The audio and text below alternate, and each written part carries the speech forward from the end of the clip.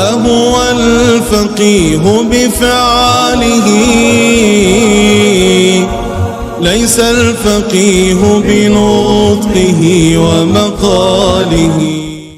بسم اللہ الرحمن الرحیم. یہ ایک بھائی نے سوال کیا ہے کہ اگر شوہر کے منہ میں بیوی کا دودھ وہ چلا جائے تو کیا اس سے نکاح فاسد ہو جاتا ہے یا نہیں؟ نکاح تو نہیں ٹوٹتا. دیکھیں، بیوی کا جو دودھ ہے یہ استعمال کرنا یہ ناجائز ہے اور یہ سخت گناہ ہے. اس کی وجہ یہ ہے کہ انسان کے جتنے اعضاء ہیں اللہ تعالیٰ نے انسان کو بہت ہی مکرم اور محترم بنایا ہے. انسان کے تمام اعضاء اور اجزاء مکرم اور محترم ہیں. شرعاً بغیر کسی ضرورت کے ان کا استعمال کرنا ٹھیک نہیں ہے.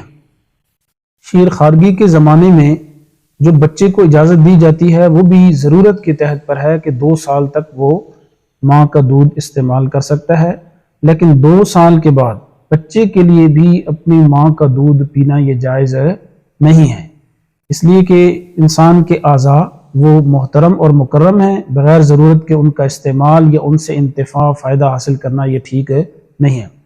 اس لیے شوہر کے لیے اپنی بیوی کا دودھ پینا یا کسی اور عورت کا دودھ پینا یہ سخت قسم کا گناہ ہے. اس سے اجتناب لازم ہے.